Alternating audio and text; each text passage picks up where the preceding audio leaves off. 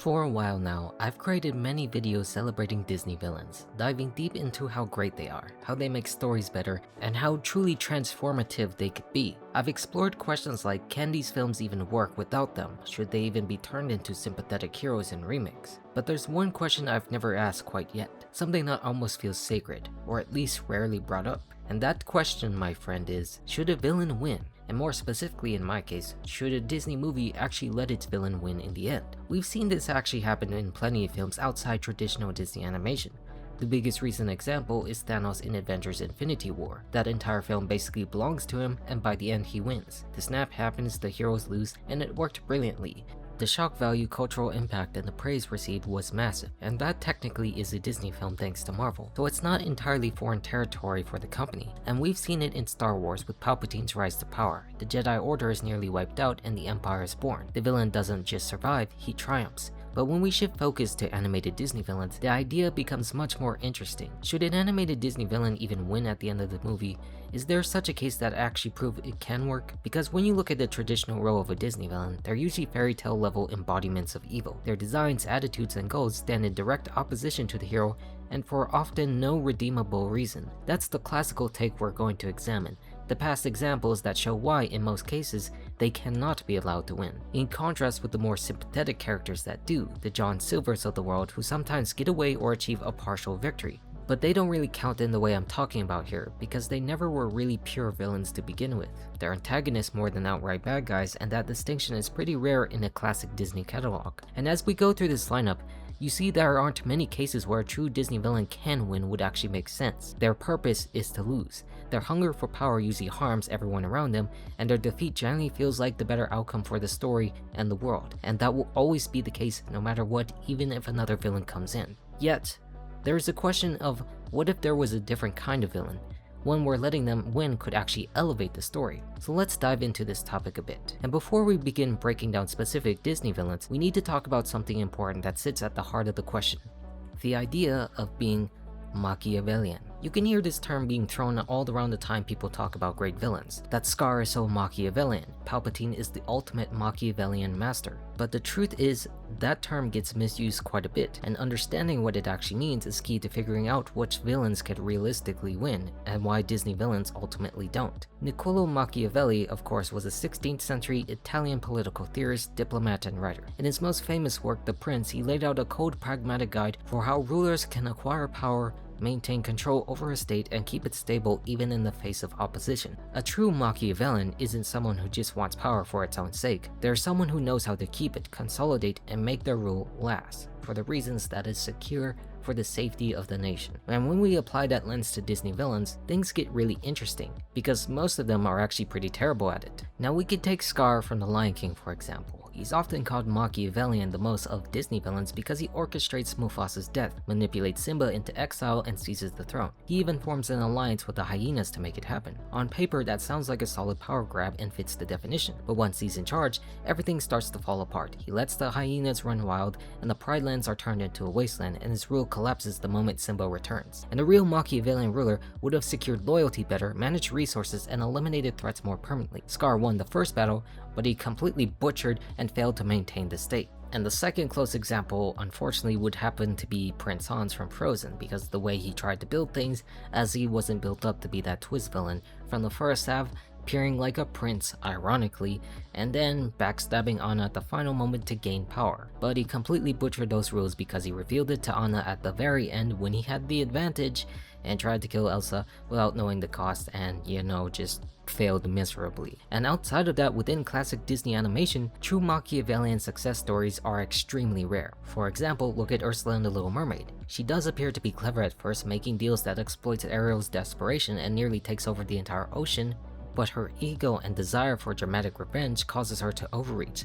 She drops subtle manipulation and goes full sea witch, and then loses when Eric just stabs her, close but not quite. Maleficent is another fascinating case, as people would say. She's powerful, strategic in her curse, and commands an army of darkness. She thinks several steps ahead, yet her obsession with punishing one slight and being all the powers of hell is not a good idea.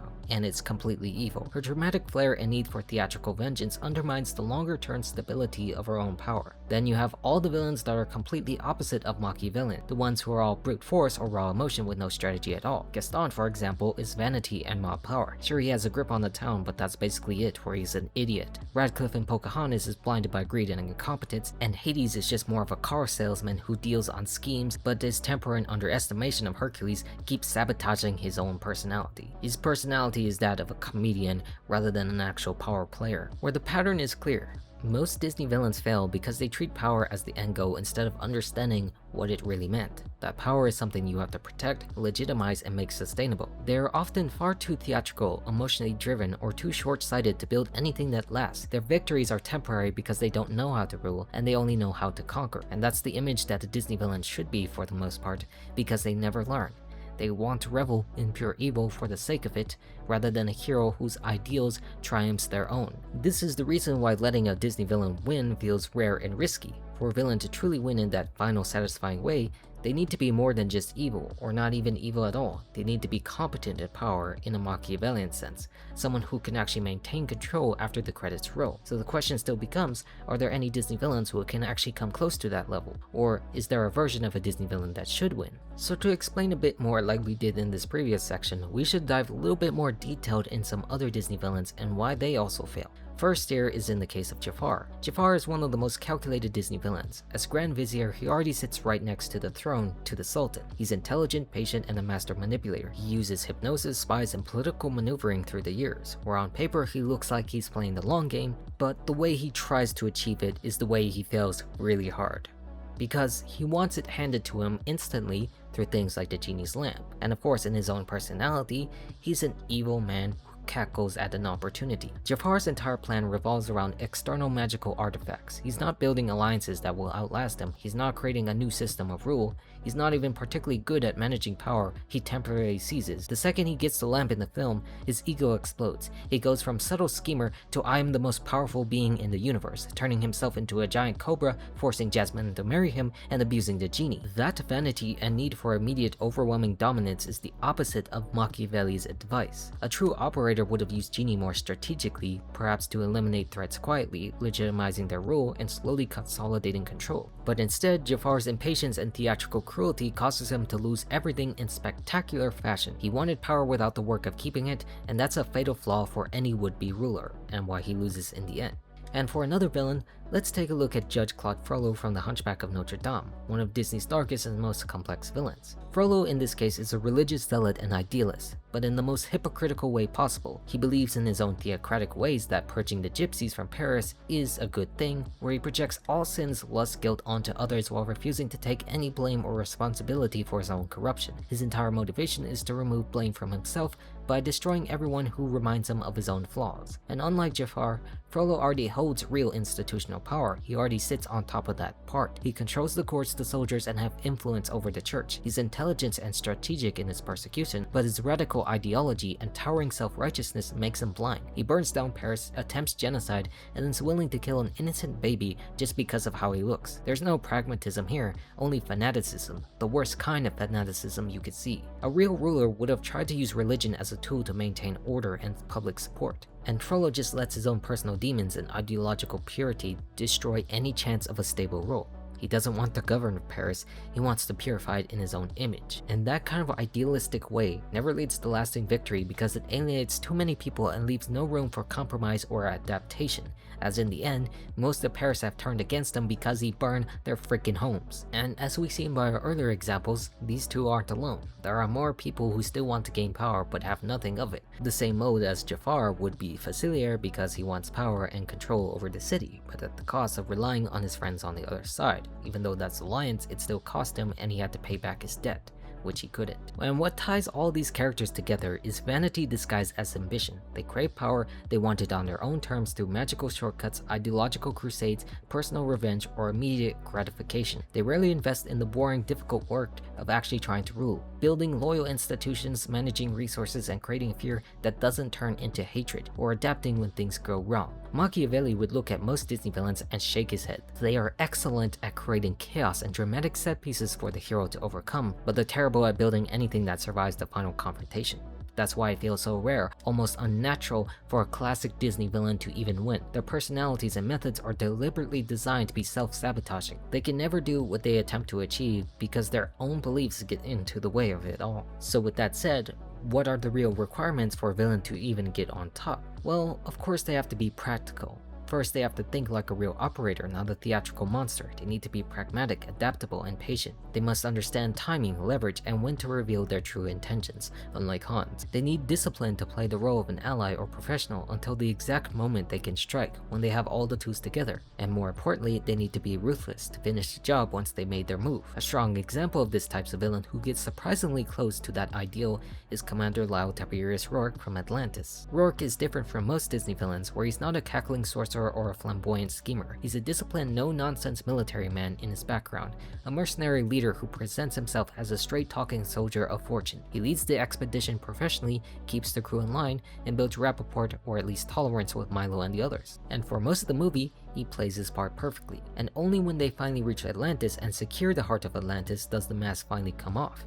He reveals his true ambition. He's out there to sell the powerful crystal for massive profit no matter the cost to the Atlantean people. He forces Milo to hand over Kita, who is bonded to the crystal, loads her up, and prepares to leave the city to die. In that moment, Rourke is the code-calculating and efficient villain. He doesn't monologue excessively or gloat in a way that gives the heroes time. He makes his move decisively once he has what he needs and doesn't care that the others are more idealistic about wanting to stay. And this is the closest image we've seen in a Disney animated film of what a villain should actually do if they want to win. He thinks practically, he waits till the right moment, uses the system and people around him as tools. He doesn't rely on magic or ancient curses, he relies on strategy, firepower, and betrayal at the perfect time. Compare that to Scar. Scar successfully killed Mufasa and seized the throne, but then he ruled like an idiot. He let resentment and hyena chaos destroy the kingdom. Rourke, by contrast, wasn't trying to rule a broken kingdom out of spite, he was trying to execute a clean heist and disappear with a prize.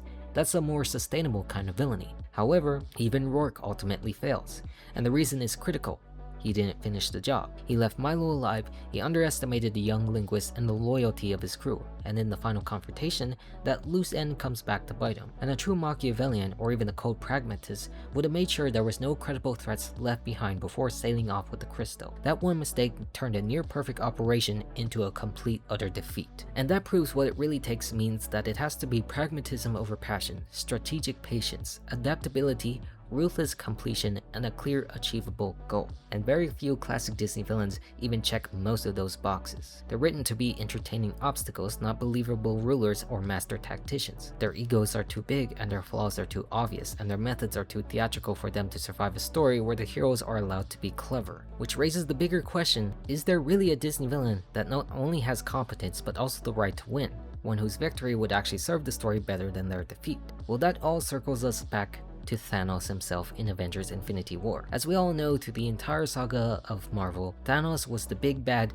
that we were all waiting for, and the one who actually earns his victory. Thanos is not a cackling madman or a vain egomaniac. He just has one simple, logical goal that is terrifying because of his own past. He believes the universe is overpopulated and headed for collapse, so he wants to bring balance by wiping half out. You can disagree with the conclusion, and most people do, but you can't say it's randomly or purely selfish. He has a philosophy, he has conviction, and most importantly, he executes that with a code-calculated pragmatism. And throughout the movie, Thanos does exactly what a winning villain should. He's patient and strategic. He forms temporary alliances when necessary and kills when he needs to, half the population or whatnot, only when it serves the mission. He takes what he needs and adapts when the plan hits resistance, even in the emotional moments where he has to let Gamora go just for the sake of the plan. And when the final moment comes, he snaps his fingers, achieves his goal, and sits down to rest. No gloating, no unnecessary monologues, no turning into a giant monster just to show off. He simply completes the job and accepts the consequences. And that final shot of him watching the sunrise is chilling because it feels earned. He won,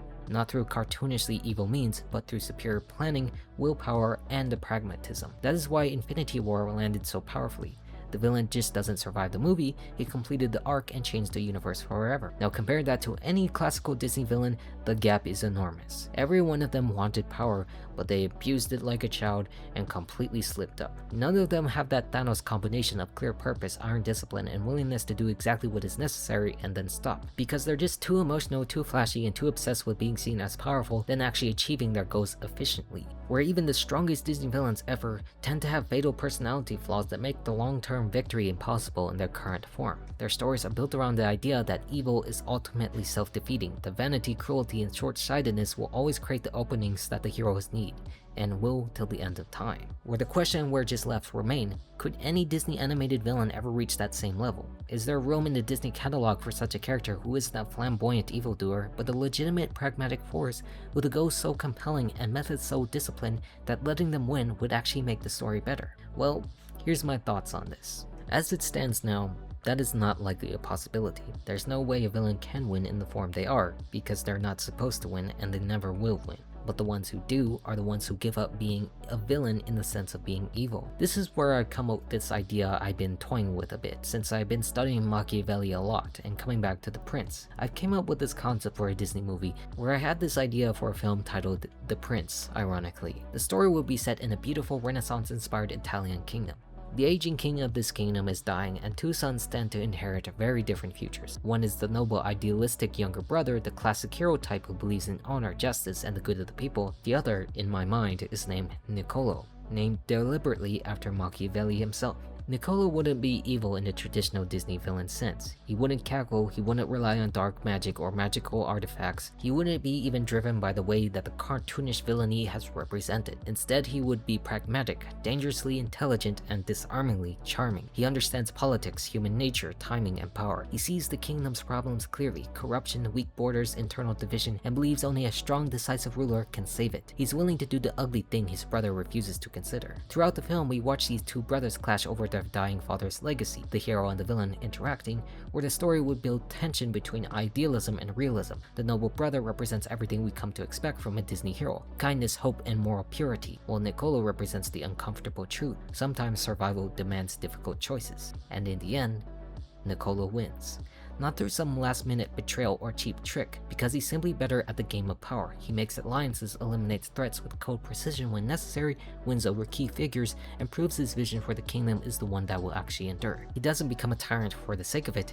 He becomes the ruler the state needs, even if the methods are harsh. Where yes, this idea would be incredibly controversial. If you only look back to the reactions of Frollo back in The Hunchback of Notre Dame, very many audiences and some sides were appalled that Disney would go in this dark direction, or the fact that the villain would dive into these topics. And for the most part, Disney had spent decades training audiences to expect the hero to win and the villain to lose. If you want a clear moral lesson, don't be like them, the vain, cruel, ideological extremists. Their defeat reinforces that good triumphs and evil is self-defeating. A story where Machiavellian anti-hero wins would flip that script completely.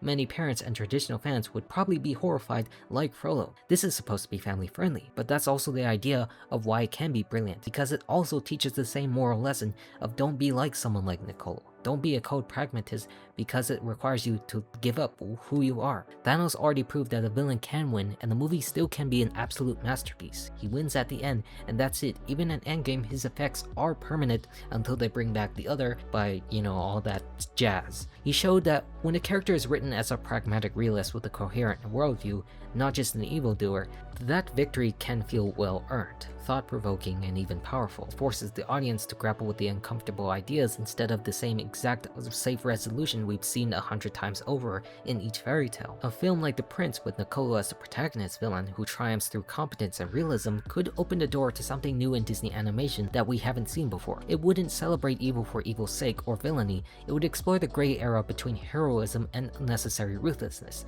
It would ask, what does true leadership cost? And sometimes, is the villain actually the one who the world needs? But I know that's probably mostly impossible, because villains shouldn't win, and that's always the case. Such a villain I represent is something that gives up what being a villain actually meant. And maybe it's time for Disney Animation to explore that territory to do something new, because if a villain is written with depth, pragmatism, and the discipline of a real prince, then maybe they should win. Not because he's good, but because he's right. Well, I'm all done now. Goodbye.